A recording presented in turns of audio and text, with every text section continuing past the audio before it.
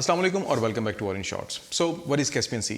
Despite the fact कि हर तरफ इसके लैंड है, हर तरफ इसकी ज़मीन है, it is still called a sea. इसको लेक नहीं होना चाहिए। Why is it so important? इसमें कौन सी ऐसी अहम बात है कि यूएन के अंदर इस मौजू के ऊपर, इस सी के ऊपर डिस्कशंस होती हैं? आज की वीडियो में हम कैस्पियन सी के बारे में बात करेंगे। So let's start.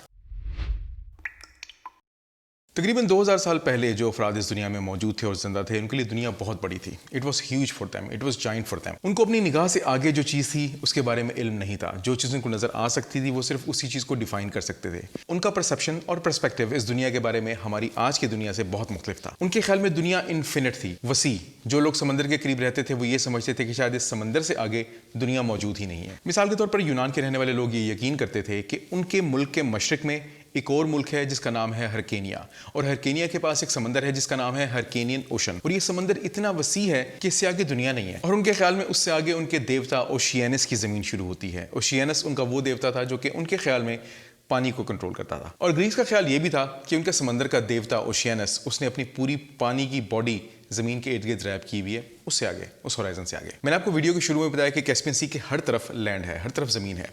यहाँ पे भी तो कंट्रीज थे ना, उन सब कंट्रीज का भी यही ख्याल था कि हमें ये जो दरमियान में समंदर की बॉडी नजर आ रही है, इससे आगे दुनिया नहीं है। फॉर एग्जाम्पल, ईरानी जो कि इस कैस्पियन सी के साउथ में रहते थे, उन्होंने इसको कैस्पियन सी का नाम दिया। तुर्क जो कि इस समंदर की बॉडी के मशरिक में रहते थे, उन्होंने इसको खिजर सी का नाम दिया। और रशियंस जो कि इसके नॉर्थ में रहते थे, उन्होंने इसको खवालिस सी का नाम दिया। और इन सब का यही ख्याल था कि ये जो पानी की बॉडी है, ये जो पानी है, ये समंदर से आ रहा है। उन कंट्रीज के अलावा जो कि इसके आसपास रहते थे, जिन्होंने इसको मुख्तलिफ किस्म के नाम दिए, वो तमाम एक्सप्लोरर्स जो कि यहाँ से गुजरते थे, उन्होंने भी इसको मुख्तलिफ किस्म के नाम दिए। मिसाल के तौर पर कुछ एक्सप्लोरर्स इसको बाकू सी के नाम से याद करते हैं, और किसी ने इसको एबकक सी का नाम दिया। लेकिन आखिरकार ये स्ट्रैबो थे जो कि ग्रीक ज्योग्राफर थे, जिन्होंने इसको उसका फाइनल नाम कैस्पियन सी दिया। अपने सफर के दौरान में उनकी मुलाकात हुई कैस्पी लोगों से, जो कि समंदर के मगरिब में रहते थे, और उनका वो रीजन जहाँ पे वो रहते थे उसको कैस्पियाना कहा जाता था। इसी चीज़ के ऊपर स्ट्रैबो ने इसका नाम कैस्पियन सी रखा। लेकिन जनाब, गौरतलब बात यह है कि इन एशियंट लोगों के लिए ये एक वसी समंदर था। उनका ख्याल था कि समंदर से आगे कुछ भी नहीं है। लेकिन आज अपनी सैटेलाइट इमेजरी, सैटेलाइट मैपिंग के जरिए हमें इस बात का इल्म है कि कैस्पियन सी के चारों तरफ ज़मीन है। और according to the definition of a lake, हर वो पानी की बॉडी जिसकी हर तरफ ज़मीन हो उसको लेक कहा जाता है, यानी कि झील। उसको हम समंदर नहीं कह सकते। Then why are we still calling it a sea? तो फिर आखिरकार ये है क्या? ये एक वाकई समंदर है या ये एक झील है? सबसे पहले तो मैं आपको ये बताता चलूं कि कैस्पियन सी को समंदर कहा क्यों जाता है और समझा क्यों जाता है। सबसे पहली बात तो ये कि कैस्पियन सी बहुत बड़ा है, इट इज़ ह्यूज। अगर हम सिर्फ इसके सरफेस एरिया की बात करें तो इसका सरफेस एरिया 3,71,000 किलोमीटर है, जिसका मतलब ये हुआ कि ये दुनिया के दूसरे बड़े पानी के जखीरे यानी कि लेक सुपीरियर से 4 गुना बड़ा है, 4 टाइम्स। और अगर हम पानी की बात करें तो इसके अंदर तकरीबन एक अंदाजे के मुताबिक 78,000 क्यूबिक किलोमीटर पानी मौजूद है। That is a lot of water. दूसरी बात ये रही कि बाकी तमाम लेक्स के बरखिलाफ कैस्पियन सी का पानी मीठा पानी नहीं है। It is not fresh water, it is salty, just like the water of the oceans. इससे हमारी कम से कम ये हैरानी तो खत्म हो जाती है कि एंशिएंट लोगों ने इसको समंदर क्यों समझा। क्योंकि अगर ये फ्रेश वाटर की बॉडी होती तो एवरीबडी वुड हैव थॉट कि यार इसके आगे ज़मीन हो सकती है, ये फ्रेश पानी है। लेकिन चूंकि पानी खारा था, पानी नमकीन था, पानी बिल्कुल वैसा ही था जैसा कि समंदर का पानी होता है, तो नेचुरली उन लोगों के इल्म के मुताबिक what they thought, I think that was correct. Because उन्होंने कहा कि खारा पानी है, समंदर ही होगा, लेक तो नहीं हो सकती। और अगर हम ज्योग्राफिकल हिस्ट्री में जाएं और तमाम मैपिंग को देखें जो कि ज्योग्राफर्स, हिस्टोरियंस और सब ने मिलकर बनाई है, सिमुलेशंस, प्लेट टेक्टोनिक्स ज़मीन की जैसे मूव करती हैं उनके स्टडी को देखते हुए, तो तकरीबन 33 मिलियन साल पहले, around 33 million years ago, Caspian sea was indeed part of the ocean. लेकिन तकरीबन 5.5 मिलियन साल पहले ज़मीन की टेक्टोनिक प्लेट्स की मूवमेंट की वजह से कैस्पियन सी लैंड के अंदर आ गया। और अब कैस्पियन सी के पानी का वाहिद जरिया वो रिवर्स, लेक्स और छोटे छोटे नदी नाले हैं जो कि कैस्पियन सी के अंदर आकर गिरते हैं, जिनमें ज्यादा बड़ा हिस्सा ओल्गा रिवर और उराल रिवर का है। कैस्पियन सी के अंदर पानी आता जरूर है लेकिन जाता कहीं भी नहीं है। There is no drainage of water, और only drainage of water from the Caspian sea is by evaporation. भाप बन के जो पानी उड़ता है, बस वही पानी यहाँ से उड़ता है, बाकी पानी यहाँ से कहीं नहीं जाता। और एवापोरेशन की यही एक वो वजह है जो कि पानी को अभी तक खारा रखे हुए, बिकॉज फ्रेश वाटर उड़ जाता है, जो सॉल्ट्स हैं वो तो वहीं पे रह जाते हैं। ऐसे में आप एक चीज सोच सकते हैं कि कैस्पियन सी के अंदर आके गिरता है वोल्गा रिवर। वोल्गा रिवर के साथ एक कैनाल है जिसको वोल्गा डॉन कैनाल कहा जाता है। ये वोल्गा रिवर को कनेक्ट करती है डॉन रिवर से, और डॉन रिवर जाता है ब्लैक सी में, और इस तरीके से टेक्निकली हम कह सकते हैं कि ओशन से कनेक्टेड है, but canals don't really count.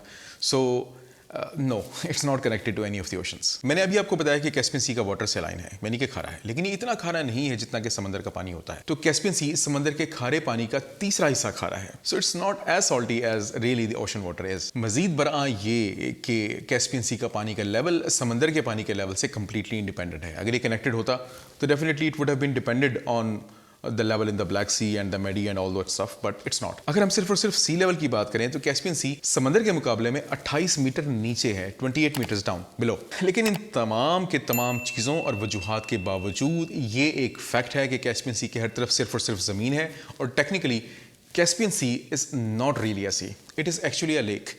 लेकिन देर इज़ अ रीज़न, एक वजह है कि इसको अभी तक कैस्पियन सी कहा जाता है। आप एक और सवाल ये पूछ सकते हैं कि अगर कैस्पियन सी को हम सी कहें या लेक कहें, इससे वाकई कोई फ़र्क पड़ेगा? इसका सरप्राइजिंग और हैरान कुन आंसर ये है कि जनाब वाकई से फ़र्क पड़ेगा। It matters a lot, it means a lot. अगर आप रिसेंट ईयर्स की डिबेट चेक करें जो कि यूएन के अंदर हुई, तो आपको पता चलेगा कि यार इतने सारे कंट्रीज़ इस स्टेटस के लिए क्यों लड़ रहे हैं। Why some of them are fighting कि इसको एक लेक कहा जाए, and why the others are fighting कि इसको सी कहा जाए। इसकी वजह जनाब ये है कि अगर आप कैस्पियन सी को देखें तो इसके पास तुर्कमानिस्तान है, आज़रबाईजान है, रशिया है, ईरान है, देर आर डिफरेंट कंट्रीज़। लेकिन अगर इस एरिया को सी कहा जाएगा यानी कि कैस्पियन सी, तो फिर इसके ऊपर यूएन क्लॉज लागू होती है। अगर इस एरिया के ऊपर यूएन क्लॉज अप्लाई होता है तो समंदर का ये सारा का सारा हिस्सा उन तमाम कंट्रीज़ में उनके रकबे के हिसाब से बराबर बराबर तकसीम कर दिया जाएगा। याद रखिएगा बात हो रही है उस रकबे की जो कि कैस्पियन सी को आकर लगता है। अब आप फिर पूछेंगे यार इससे क्या फ़र्क पड़ जाएगा? इससे फ़र्क जनाब ये पड़ेगा कि ड्यूरिंग द रीसेंट एक्सप्लोरेशंस अब हमें ये पता है कि Caspian sea is very very rich in oil and gas, and oil and gas means a lot of money. तो फिर कैस्पियन सी को कौन एक्सप्लोर कर सकता है? डेफिनेटली वो एक्सप्लोर कर सकता है जिसका हिस्सा उसके ऊपर ज़्यादा हो, जिसका एरिया उसके ऊपर ज़्यादा हो। अब अगर कैस्पियन सी को कैस्पियन सी ही रहने दिया जाता है, यूएन क्लॉजेस के ऊपर लागू होता है, समंदर का पूरा हिस्सा सारे कंट्रीज़ में बराबर बराबर तकसीम हो जाता है और हर कोई अपने अपने हिस्से से रिसोर्सेज निकाल सकता है, यूज़ कर सकता है, ईजी डिफाइन हो जाएगा, that is exclusive economic zone. लेकिन अगर इसको कहा जाता है लेक, तो इसके ऊपर फिर यूएन की रेजोल्यूशन लागू नहीं होती। फिर क्या होगा कि 12 माइल तक हर मुल्क का जितना रकबा उसको टच कर रहा है, वहाँ पे 12 मील तक आप वहाँ पे अपनी रिक्रिएशनल फैसिलिटीज़ हो जो कुछ चाहें आप डेवलप कर सकते हैं। 15 माइल तक आप फिशिंग कर सकते हैं और दरमियान का हिस्सा जो है वो सबका कॉमन है। और वो कहते हैं ना जी, सांझे की तो माँ भी बुरी होती है। तो बीच का हिस्सा अगर सब मुल्कों में कॉमन आ गया तो डेफिनेटली रशिया और ईरान वो बाकी मुल्कों को बीच का हिस्सा देंगे।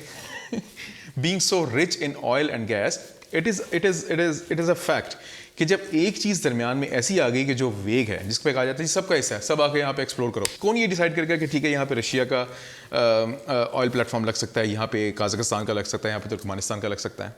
Who will decide? तो बेसिकली ये सारे के सारे छोटे कंट्रीज जो हैं ये फाइट इस चीज़ के लिए कर रहे हैं कि कैस्पियन सी को कैस्पियन सी ही कहा जाए, कैस्पियन सी को एक समंदर का ही दर्जा दिया जाए और उसके ऊपर यूएन क्लॉज लागू हो ताकि उनको उनका ड्यू हिस्सा मिल सके। इंटरनेशनल रेगुलेशंस लागू होंगी तो वो इस केस को वापस यूएन के अंदर लेके जा सकते हैं। अगर कैस्पियन सी से सी हटा के इसको लेक कर दिया गया तो कैस्पियन सी के रिसोर्सेज जो हैं फिर उनके ऊपर जो है सिर्फ पावरफुल कंट्रीज़ में ख्याल में सिर्फ और सिर्फ जो है वो रूल करेंगे, छोटे मोटे जो हैं वो बेचारे कुछ भी नहीं कर पाएंगे। So that is the reason it is still called as a Caspian sea, and that is why there has been so many heated debates in the UN over the thing कि इसको सी कहा जाए या इसको लेक कहा जाए। और एक चीज़ मैं आपको और बता दूं कि some people have asked me कि कैस्पियन सी के अंदर आप लोग कैसे जाते हैं? यार हम नहीं जा सकते, it is a land locked sea, हर तरफ उसकी ज़मीन है, तो डेफिनेटली हम तो वहाँ पर बिल्कुल भी नहीं जा सकते, हम कैसे जाएंगे? We have huge ships, they can not go over there.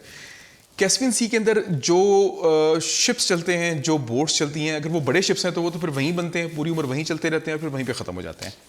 अगर हम बात करें छोटी मोटी बोट्स की, छोटी मोटी फेरीज़ की जो कि वहाँ पे आ रही हैं जा रही हैं, वोल्गा रिवर, उराल रिवर, यहाँ वहाँ से डॉन रिवर से, वो सब की सब फिर डिफरेंट जगहों पे मैन्युफैक्चर होती हैं, लेकिन चूँकि वो छोटी होती हैं, उनका ड्राफ्ट ज़्यादा नहीं होता, वो ज़्यादा पानी के अंदर नहीं होती, तो वो फिर रिवर से आ जाती हैं और रिवर से चली जाती हैं। लेकिन हम जैसे हमारे बड़े बड़े शिप्स होते हैं, हम वहाँ पे नहीं जा सकते। It's not possible for us to go over there. So I hope today you guys have got some more information and today's video was again very informative. If you find it so तो please like करना मत भूलिएगा, share करना मत भूलिएगा और subscribe करना मत भूलिएगा।